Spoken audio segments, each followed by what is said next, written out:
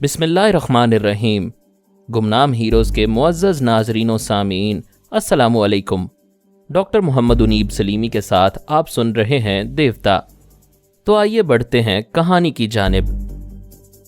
وہ کٹا ہوا تار اس بات کی گواہی دے رہا تھا کہ کسی نے ڈان مورس کی ٹیلی فون لائن سے فائدہ اٹھا کر کرنل سے رابطہ قائم کیا تھا اور اپنا کام بنا کر چلا گیا تھا۔ پارس صبح 6 بجے اپنی کار میں بیٹھ کر سمندر کے ساحل کی طرف روانہ ہو گیا۔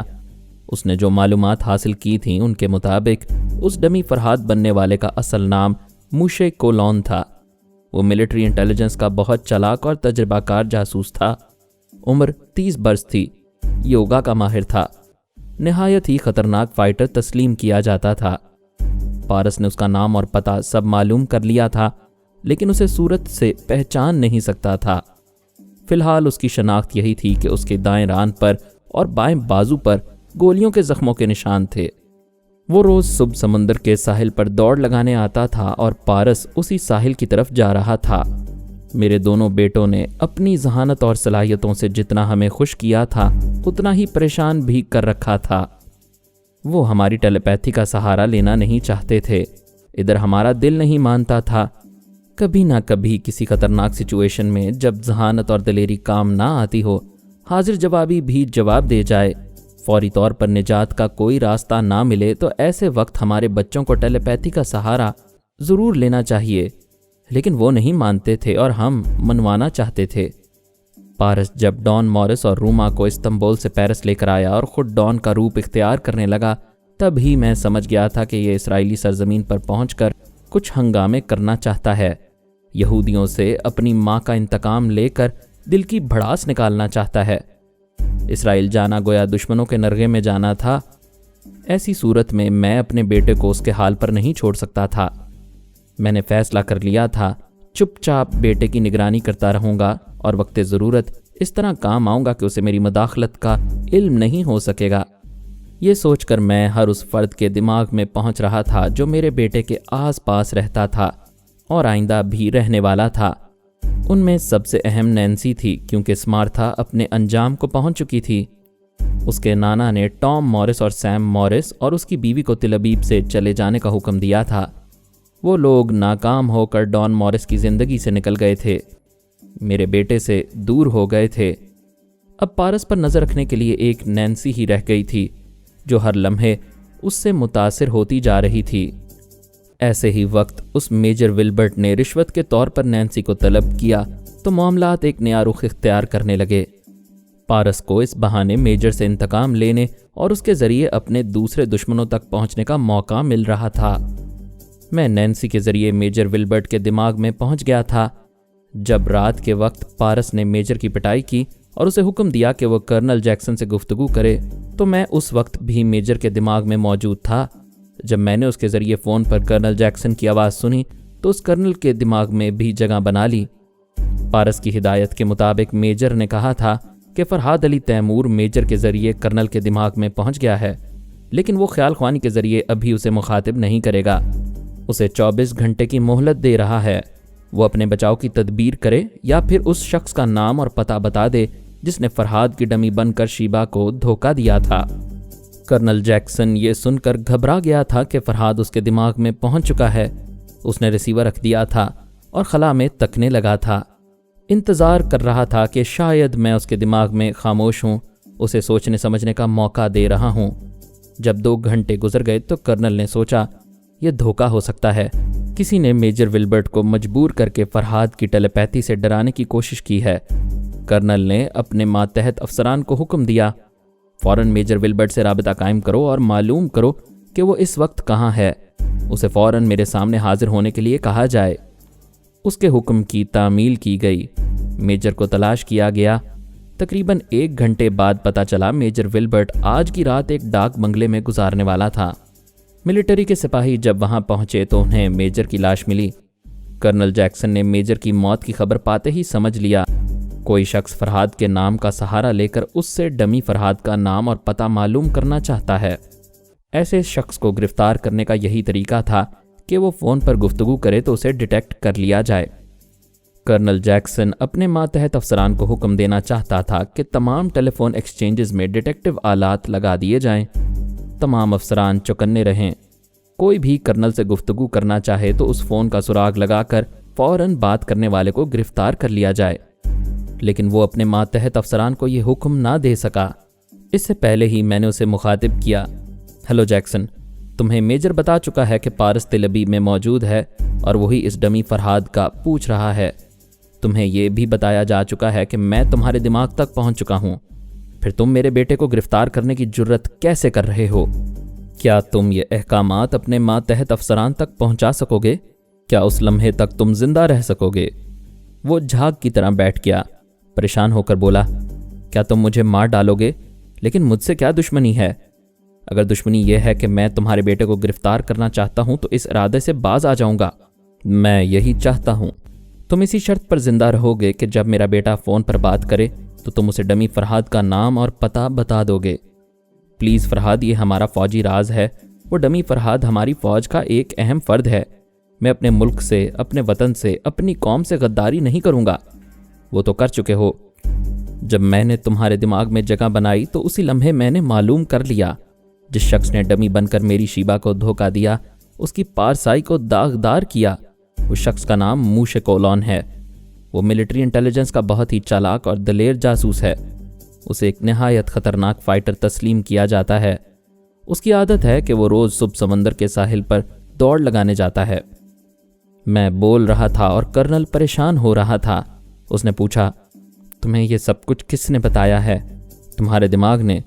میں نے چپ چاپ بہت سی اہم معلومات حاصل کی ہیں۔ اب بولو، ٹیلی فون کے ذریعے پارس کو موش کولون کی تفصیل بتاؤ گے؟ وہ شکست خوردہ انداز میں بولا، ہاں، اب تو بتانا ہی ہوگا۔ چھپانے کے لیے کیا رہ گیا ہے؟ چھپانے کے لیے ایک بات رہ گئی ہے۔ تم موش کولون کو یہ تمام باتیں نہیں بتاؤ گے۔ اگر تم نے کسی اشارے سے بھی موش کولون کو ہوشیار کرنا چاہا تو اسی لمحے تمہاری سانس کا رشتہ تم سے کٹ جائے گا۔ میں نے کرنل جیکسن کو پوری طرح جکڑ لیا تھا۔ وہ دھوکہ نہیں دے سکتا تھا۔ پارس کے لیے راستہ صاف تھا۔ وہ کہیں سے بھی ٹیلی فون کے ذریعے کرنل سے رابطہ قائم کر سکتا تھا، لیکن وہ بھی بلا کا مکار تھا۔ یہ اچھی طرح سمجھتا تھا کرنل نے اسے گرفتار کرنے کے لیے کیسے کیسے جال بچھائے ہوں گے، لہٰذا اس نے اپنے گھر کے ٹیلی فون سے رابطہ قائم کیا، پھر باہر جا کر ٹیلی فون کے کھمبے پر چڑھ کر وہاں کا تار کاٹ دیا۔ اب کوئی یہ الزام نہیں دے سکتا تھا فون ڈان مورس کے بنگلے سے کیا گیا تھا۔ اس نے بڑی چلاکی سے یہ کام کیا تھا۔ اسے ٹیلی پیتھی کے سہارے کی ضرورت نہیں تھی۔ میں بیچ میں نہ پڑتا تب بھی وہ دشمنوں کی گرفت میں نہ آتا، لیکن اسے موش کولون کے متعلق معلومات حاصل نہ ہوتی۔ کرنل جیکسن اسے غلط اطلاع دیتا، غلط راہ پر لگاتا، دوسری طرح سے جال بچھا کر اسے گرفتار کر لیتا۔ بہرحال میں نے خیال خوانی کے ذریعے دشمنوں کو ایسی کوئی چال چلنے کا موقع نہیں دیا تھا۔ پارس نے موش کولون کے متعلق تفصیلات ذہن نشین کر لی تھیں۔ اس کے بعد ہی وہ گھر سے نکل گیا تھا۔ ایسے وقت پھر میں پریشان ہو گیا۔ وہ سمندر کے ساحل پر ضرور جائے گا، ہو سکتا ہے آج ہی اسے ٹکرا جائے۔ موش کولون یوگا کا ماہر تھا، میں اس کے دماغ میں نہیں پہنچ سکتا تھا۔ اگر میں وہاں پہنچ جاتا تو فکر کی کوئی بات نہ ہوتی۔ ان حالات میں پھر نینسی کی ضرورت پڑ گئی۔ میں اس کے دماغ میں رہ کر اسے نیند سے بیدار کر سکتا تھا اور سمندر کے ساحل کی طرف لے جا سکتا تھا۔ وہ تنویمی نیند سو رہی تھی۔ پچھلی رات میرے بیٹے پارس کی زندگی میں ایک نیا موڑ آیا۔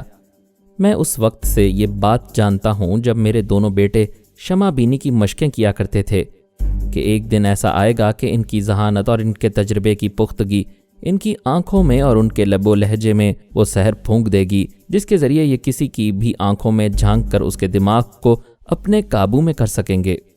پچھلی رات پارس نے نینسی پر یہ تجربہ کیا تھا اور وہ اس کا پہلا کامیاب تجربہ تھا۔ میں نینسی کے پاس پہنچا۔ وہ تنویمی نیند سے بیدار ہو چکی تھی۔ الماری سے لباس نکال کر باتھ روم میں غسل کے لیے جا رہی تھی۔ میں ایسے وقت اس کے دماغ میں نہیں رہ سکتا تھا، مجبوراً وہاں سے نکل آیا۔ جب وہ 1 گھنٹے بعد غسل وغیرہ سے فارغ ہو کر لباس پہن کر میک اپ کرنے کے بعد پارس کے بیڈ روم میں پہنچی، تب میرے شبے کی تصدیق ہو گئی کہ وہ صبح سمندر کے ساحل کی طرف گیا ہوگا۔ پتہ نہیں وہاں اب تک کیا ہو چکا ہوگا۔ نینسی سٹیل مل پہنچی۔ وہ دفتر میں موجود تھا۔ اس نے اپنے بیڈ روم میں ایک کیسٹ ریکارڈر نینسی کے لیے چھوڑا تھا اور اس ریکارڈر میں رومانوی فکرے چھوڑ آیا تھا کہ پچھلی رات تم میرے بہت قریب تھیں، سر سے پاؤں تک میری تھیں، اور پچھلی رات تم مجھ سے بہت دور تھیں، مجھ سے بہت زیادہ خوف زدہ تھیں۔ میں تم سے دفتر میں ملوں گا اور دیکھوں گا کہ تم مجھ سے بہت دور ہو یا بہت قریب۔ نینسی نے دفتر میں پہنچتے ہی اس کی گردن میں باہیں ڈال کر کہا، دیکھ لو میں تم سے قریب ہوں۔ میں اس کے دماغ سے نکل آیا، ادھر قیامت قریب تھی، میں قریب نہیں رہ سکتا تھا۔ ویسے میں جانتا تھا میرا بیٹا اس سے کترائے گا، ایک دن اسے اسرائیل سے واپس جانا تھا، اور وہ ایک شریف، عزت دار اور باحیا لڑکی کے جذبات سے کھیل کر نہیں جانا چاہتا تھا۔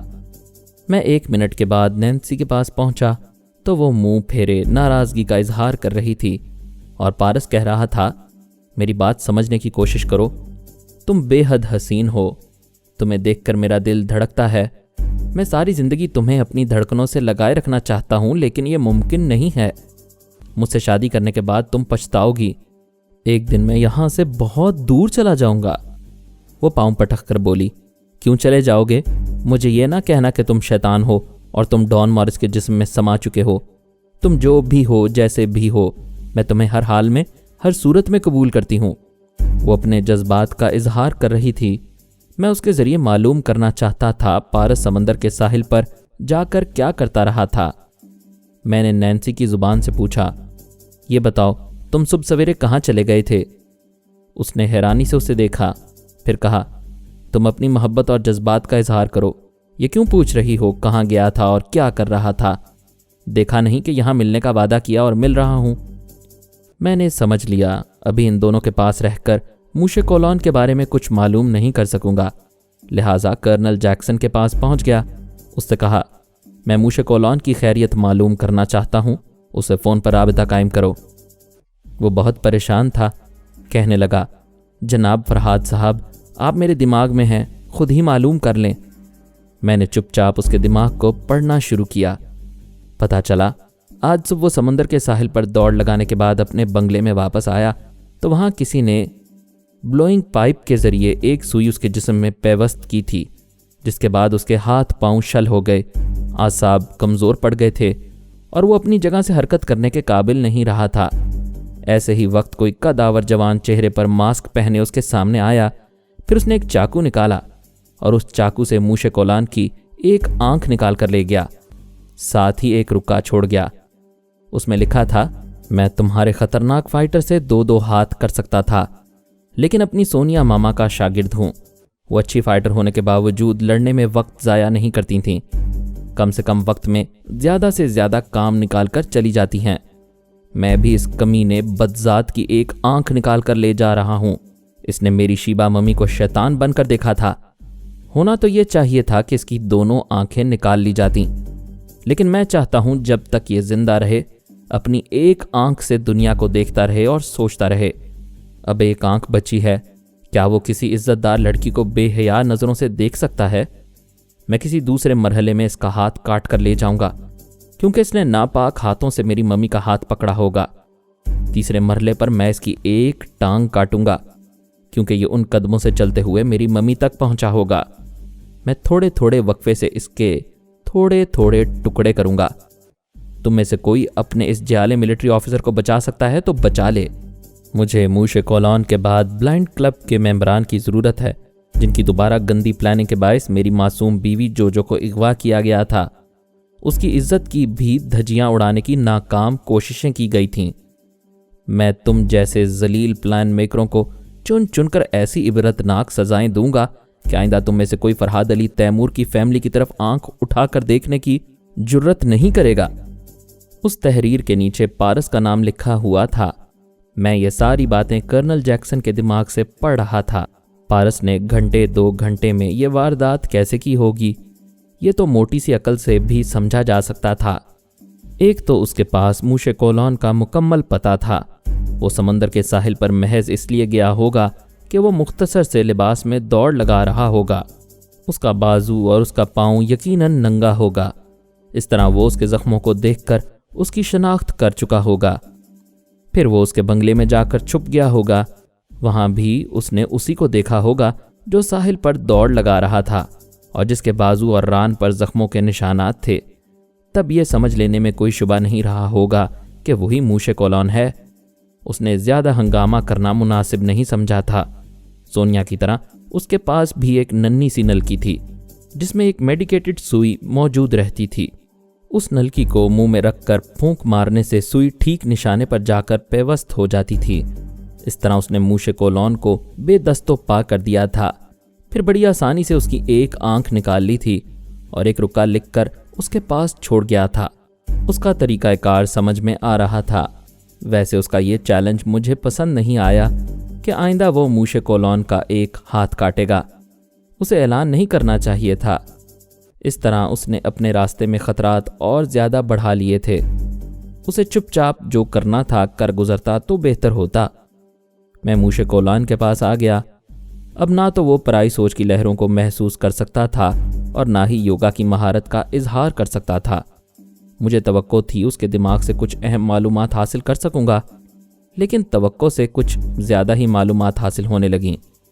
میرا دوسرا بیٹا پارس دوم امریکہ میں تھا اور اس وقت تک وہاں رہنا چاہتا تھا جب تک کہ تمام ٹیلیپیتھی جاننے والوں کا سراغ نہ لگا لے۔ ابھی وہ جیری جیکب تک پہنچا ہوا تھا۔ پہلے ہماری نظروں میں سپر ماسٹر آیا۔ میں نے اس کی ٹیلیپیتھی سمیت اسے فنا کر دیا۔ دوسرا ٹیلیپیتھی جاننے والا جیری جیکب نیو یارک میں پارس کے ہتھے چڑھ گیا تھا۔ آج موش کولون کے دماغ میں پہنچ کر معلوم ہوا کہ تیسرا ٹیلیپیتھی جاننے والا ایک یہودی ہے اور وہ آج کل اسرائیل کے کسی شہر میں ہے۔ اس تیسرے شخص کا نام ڈینیل تھا۔ وہ اگرچہ یہودی تھا لیکن امریکی حکومت کا وفادار تھا۔ ٹرانسفارمر مشین کے ذریعے جو 60 ٹیلیپیتھی جاننے والے پیدا کیے گئے تھے، ان میں سے اس ایک یہودی کا انتخاب خوب سوچ سمجھ کر کیا گیا تھا۔ اس کا پچھلا ریکارڈ ظاہر کرتا تھا کہ وہ ہر پہلو سے اپنے ملک امریکہ کو اور امریکی حکومت کو ترجیح دیتا ہے۔ اس کے بعد یہودی قوم کی حمایت میں کچھ بولتا ہے۔ انسان خواہ کتنا ہی وفادار اور جانثار ہو، وہ اپنی بنیاد اور اپنے آغاز کو کبھی نہیں بھولتا۔ کوئی اہم معاملہ ہو تو وہ اپنی بنیاد کی طرف ضرور لوٹ جاتا ہے۔ میری ہی مثال کافی ہے۔ میں اور میرے بچے کبھی پاکستان میں نہیں رہتے۔ ہمارا مستقل قیام بابا صاحب کے ادارے میں ہے۔ ہمارا تعلق پیرس سے ہے۔ ہماری وفاداری فرانسیسی حکومت سے ہے۔ لیکن پاکستان پر کوئی آنچ آئے یا فرانسیسی حکومت پاکستان کے خلاف کوئی اقدام کرے تو ہم بے اختیار اپنے وطن کی، اپنی قوم کی حمایت میں بول پڑیں گے، اور صرف بولنے کی حد تک محدود نہیں رہیں گے۔ جب ہمارے تیور بدلیں گے تو ہماری زمین کی طرف آنکھ اٹھانے والوں کی یا تو آنکھ نہیں رہے گی یا آنکھیں جھک جائیں گی۔ ہم فرانسیسی حکومت سے وفاداری کے معاملے میں توازن رکھتے ہیں، مگر بہت سے ذہن ایسے ہوتے ہیں جو توازن قائم رکھنا نہیں جانتے۔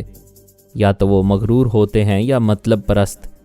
جب ایسی غیر معمولی طاقت حاصل ہو جاتی ہے تو وہ اپنی صلاحیت دکھاتے ہیں۔ ڈینیل نے ٹیلیپیتھی کا علم حاصل کرنے کے بعد جب یہ دیکھا کہ ایک سپر ماسٹر کے بعد دوسرے ٹیلیپیتھی جاننے والے کو سپر ماسٹر بنایا گیا ہے اور اس کا کوئی چانس نہیں ہے، تو وہ اپنے ملک میں اپنی یہودی قوم کے درمیان آ گیا تھا۔ اس نے اسرائیل کے اعلیٰ حکام کے سامنے خود کو ظاہر نہیں کیا۔ وہاں چند عہدیداروں سے چپ چاپ رابطہ قائم کرتا رہا اور انہیں اپنا ہم خیال بنا کر وعدہ کرتا رہا کہ وہ سب اپنے ملک اور اپنی قوم کے لیے خاموشی سے کام کریں گے اور یہ کبھی ظاہر نہیں ہونے دیں گے کہ ان کے درمیان کوئی ٹیلیپیتھی جاننے والا موجود ہے۔ ڈینیل نے جن خاص لوگوں سے خفیہ طور پر رابطہ قائم کیا تھا، ان میں سے ایک موش کولون تھا۔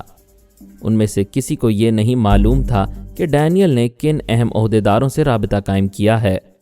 اس نے انہیں سمجھا دیا تھا کہ یہ احتیاطی تدبیر ہے۔ اگر فرہاد یا اس کا کوئی ساتھی ٹیلیپیتھی جاننے والا تم میں سے کسی کے دماغ میں آئے گا تو وہ صرف تمہاری حد تک محدود رہے گا، تمہارے ذریعے دوسرے عہدیداروں تک نہیں پہنچ سکے گا۔ یہی وجہ تھی کہ میں موش کولون کے دماغ سے اتنا کچھ معلوم کرنے کے بعد بھی یہ معلوم نہ کر سکا کہ باقی دوسرے عہدیدار کون لوگ ہیں۔ ویسے تیسرے ٹیلیپیتھی جاننے والے کا سراغ مل گیا تھا۔ اس کے بعد جو اہم بات معلوم ہوئی وہ یہ تھی کہ تیسرا ٹیلیپیتھی جاننے والا ڈینیل میرے بیٹے پارس کی طاق میں ہے۔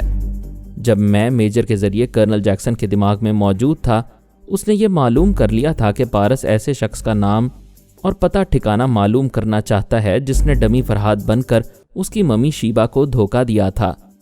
ادھر میں نے کرنل جیکسن کو دھمکی دی تھی کہ وہ اس سلسلے میں موشے کولون کو کچھ نہ بتائے، لیکن ڈینیل نے اس کے دماغ میں پہنچ کر پارس کے متعلق بتا دیا تھا کہ وہ اس کی طاق میں ہے اور اس سے انتقام لینے کے لیے کوئی خطرناک قدم اٹھا سکتا ہے۔ موشے کولون کو اپنی ذہانت اور صلاحیتوں پر بڑا ناز تھا۔ پھر ایک ٹیلی پیتھی جاننے والا ڈینیل اس کے دماغ میں آتا جاتا رہتا تھا۔ اس نے پارس سے زیادہ خطرہ محسوس نہیں کیا۔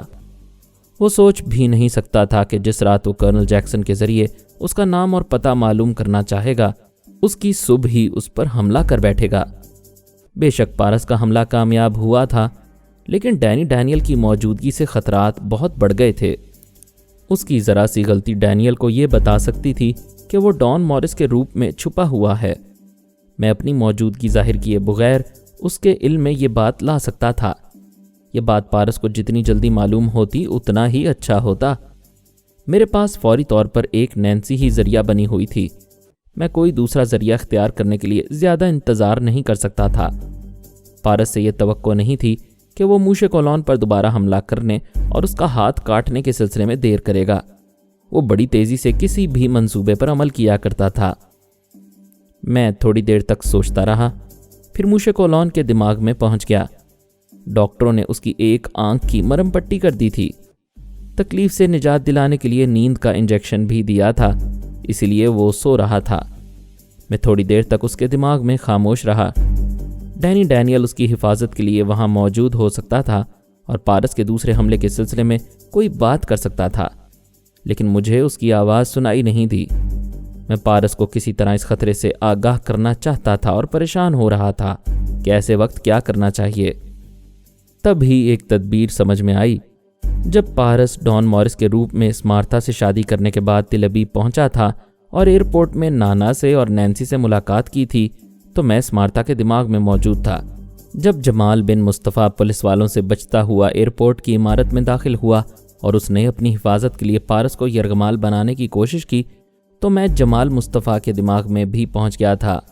اب فلسطینی مجاہد میرے کام آ سکتا تھا۔ میں نے اس کے لب و لہجے کو اور اس کی آواز کو اچھی طرح یاد کیا، پھر خیال خوانی کرتا ہوا اس کے پاس پہنچ گیا۔ وہ حیفا کے علاقے میں ایک مکان کے ڈرائنگ روم میں بیٹھا ہوا تھا۔ وہ مکان ایک مسلم تاجر کا تھا۔ وہ اس تاجر کے چھوٹے بھائی کی حیثیت سے وہاں رہا کرتا تھا۔ اس نے اپنے چہرے میں تھوڑی سی تبدیلی کی تھی۔ داڑھی مونچھ کا اضافہ کر لیا گیا تھا۔ ایک آنکھ میں ایسا لینز لگایا تھا جسے آنکھ پتھر کی لگتی تھی۔ سر کے بال چھوٹے چھوٹے سے تھے۔ کوئی اسے دیکھ کر جمال بن مصطفیٰ نہیں کہہ سکتا تھا۔ جب وہ جہاد کے لیے نکلتا تو داڑھی مونچھ صاف کرا دیتا تھا، آنکھ سے وہ لینز نکال دیتا تھا اور لمبے بالوں کی وگ پہن لیا کرتا تھا۔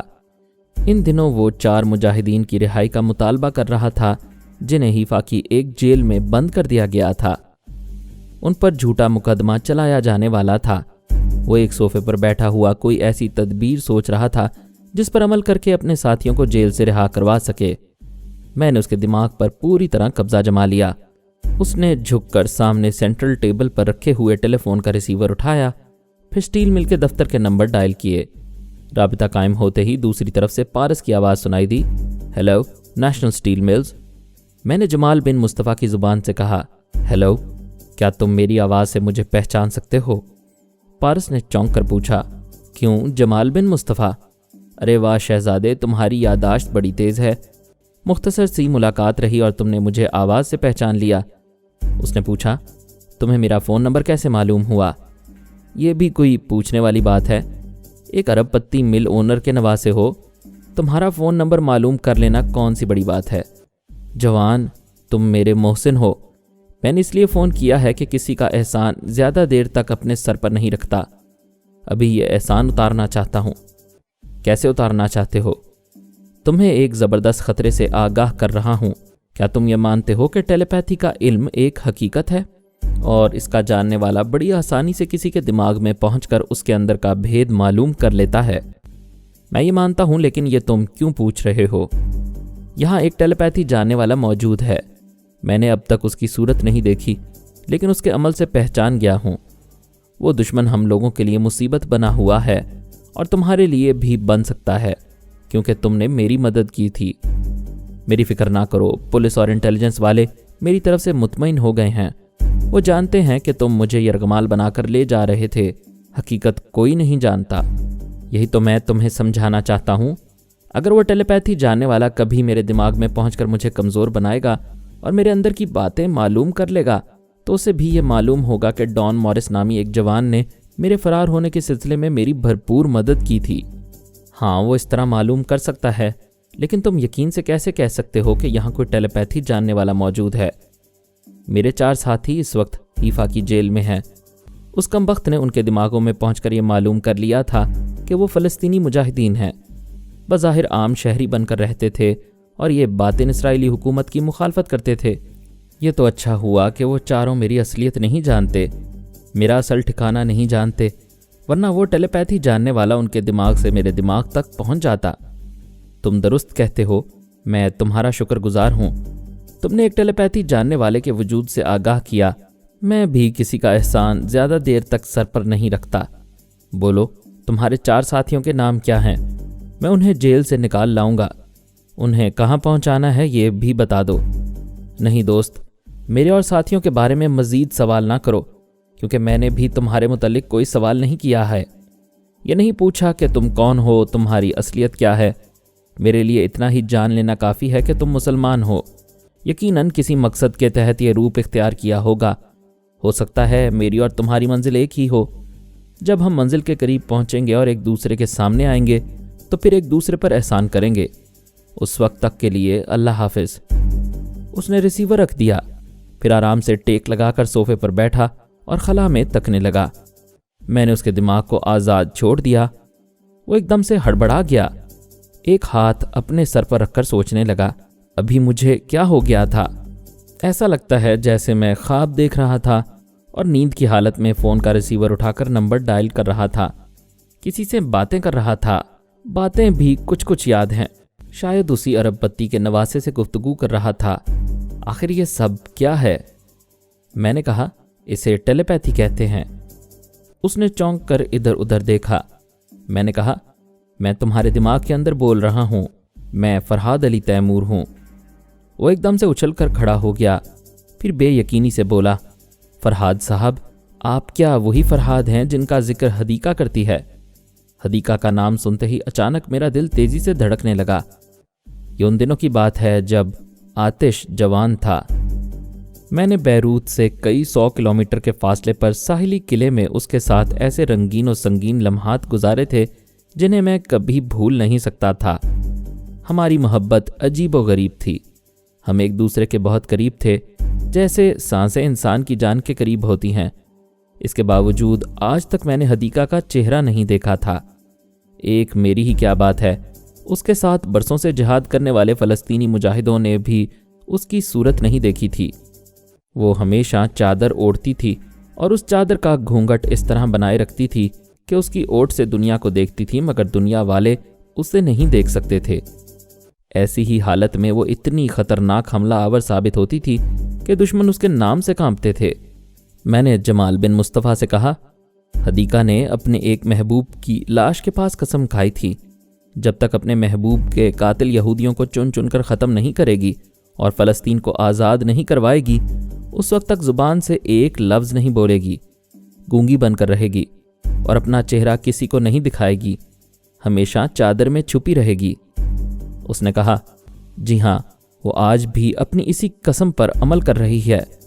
ہم میں سے کسی نے نہ تو اس کا چہرہ دیکھا ہے اور نہ اس کی آواز سنی ہے، پھر تم کیسے کہتے ہو کہ حدیقہ میرا ذکر کرتی ہے؟ اس کا انداز کچھ عجیب ہے۔ جب وہ ساحل پر ہوتی ہے تو ریت پر آپ کا نام لکھتی ہے، جب کشتی میں سفر کرتی ہے تو پانی میں اپنے کلمے کی انگلی پھیرتی ہے۔ ہم صاف طور پر اس نام کے ہجے پڑھ لیتے ہیں۔ جو آپ کو قریب سے جانتے ہیں وہ کہتے ہیں، حدیقہ کبھی کاغذ پر یا کسی دیوار پر یہ نام نہیں لکھتی، ایسی جگہ لکھتی ہے جہاں یہ نام ہوا سے، پانی سے مٹ جاتا ہے، جیسے آپ اس کی زندگی میں آئے اور جیتے جی مٹ گئے۔ مجھے اس کا ذکر سن کر دکھ ہو رہا تھا۔ میں تو سمجھ رہا تھا اس طویل عرصے میں شاید وہ اس دنیا سے رخصت ہو گئی ہوگی۔ مجاہدوں کی زندگی کا کیا بھروسہ، پانی کے بلبلے ہوتے ہیں، آج موجود ہیں کل نابود ہو جاتے ہیں، لیکن وہ موجود تھی۔ میں نے پوچھا، وہ کہاں ہے؟ پتہ نہیں جناب، 6 مہینے پہلے بیروت میں دیکھا تھا، اب خدا جانے کہاں ہوگی۔ حدیقہ نے مجھ سے عجب رشتہ قائم کیا تھا، نہ بولنے کا رشتہ تھا نہ ایک دوسرے کو دیکھنے کا۔ اب میں اس کے دماغ میں بھلا کیسے پہنچتا؟ کبھی میں نے اس کی آنکھیں نہیں دیکھی تھیں، کبھی اس کی آواز نہیں سنی، کبھی تقدیر ہی ہمیں ملا سکتی تھی۔ میں نے کہا، تم اپنی تنظیم والوں کے ذریعے حدیقہ کا سراغ لگاؤ، مجھے اس سے مل کر خوشی ہوگی۔ میرے آدمی اسے ضرور تلاش کریں گے۔ اگر وہ تمہارے 4 ساتھی جیل سے فرار ہونے میں کامیاب ہو جائیں تو تم انہیں کس طرح کسی خفیہ اڈے تک پہنچا سکو گے؟ ہم پہلے سے انتظامات مکمل رکھتے ہیں۔ جیسے ہی ہمارا کوئی ساتھی فرار ہونے میں کامیاب ہوتا ہے، ہم اسے ایک جگہ سے دوسری جگہ پہنچا دیتے ہیں۔ مزید اقساط سننے کے لیے ہمارے چینل کا سبسکرائبر بنیں اور ساتھ ہی بیل آئیکن کو کلک کریں تاکہ آپ کو ہر آنے والی نئی ویڈیو کی نوٹیفیکیشن ملتی رہے۔ ہماری ویڈیوز کو لائک اور شیئر کریں اور ہمیں اپنی دعاؤں میں یاد رکھیے گا۔ ISI اور پاک آرمی زندہ باد، پاکستان پائندہ باد۔ ہم پھر ملیں گے انشاءاللہ ایک نئی قسط کے ساتھ۔ تب تک کے لیے اللہ حافظ۔